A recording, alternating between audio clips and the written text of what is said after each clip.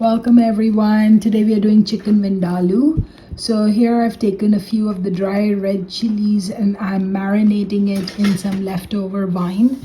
So vindaloo is from Vindaloo, which is vine and wine and garlic. So chicken or meat cooked in slowly in wine and garlic.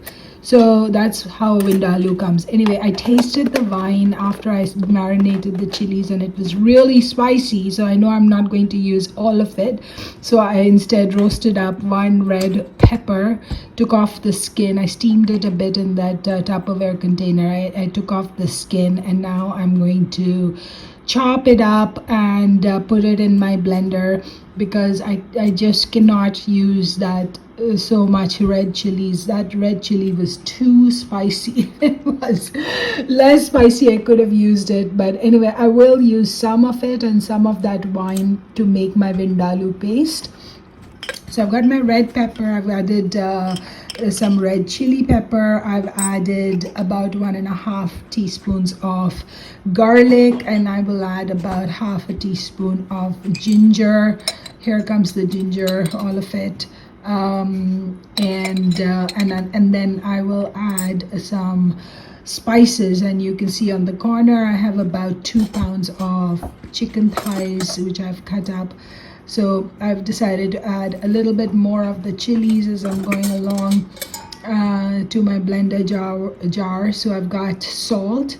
I'll add about half a teaspoon of turmeric powder, a whole teaspoon of garam masala, and half a teaspoon of black pepper powder as well. I'm going to come back and add more dhania powder. So in total I added about 1.5 teaspoons of dhania powder, and here I'm adding roasted cumin powder, and now I will add cinnamon powder as well, and then I will blend up this a mixture to make a smooth paste and use it to marinate the chicken overnight. So I'm doing this the night before. I'm marinating it in the spice and wine mixture. Now, you don't have to use wine, of course. The recipes nowadays tend to call for vinegar rather than wine. So you can use vinegar instead of wine, but I had this wine that I was trying to finish up because it was from a party and we don't drink wine on normal weekdays. So it was just sitting around waiting to be finished up. So I decided to use it in this recipe, and I used a bit of the wine to rinse out my blender jar and added it, marinated my chicken overnight in the vindaloo spice mix. And now I've got my pan here, and I've sprayed a little bit of oil because this pan is on its last leg, and I have noticed recently that things do tend to get stuck on it when I'm cooking oil free, which I'm doing all the time. So I just wanted to grease up the pan a little bit so that it would behave properly for this recipe. So I've chopped up one medium onion and added it in. I will stir it around and then I'll cover it and leave it for 2 minutes, allowing it to sort of cook a little bit.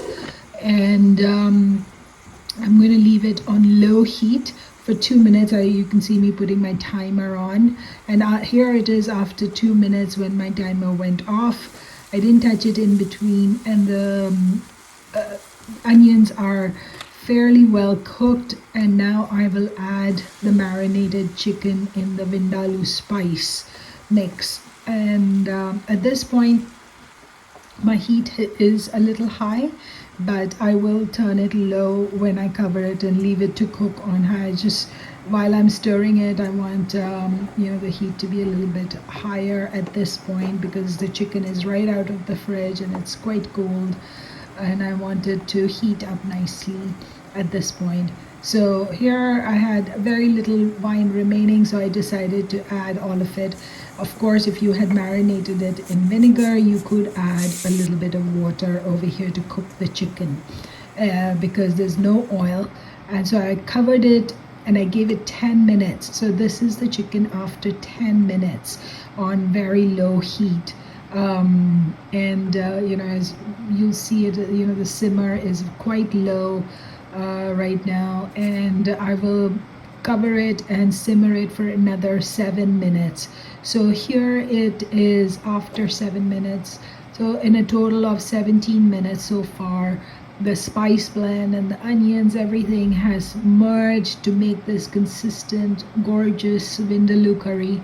I did taste it, and I found, because I guess the wine wasn't sour enough, that sour flavor was missing, so I decided to add some vinegar.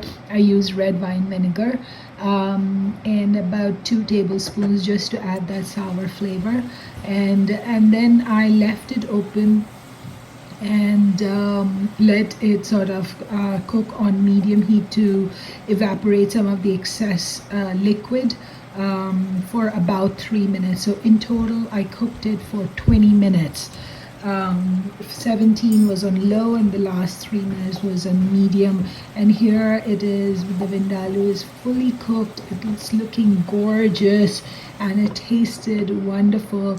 This is actually 2 pounds of chicken. I made it for 2 people, for my son and his wife, and I sent it over and they enjoyed it and I got rave reviews.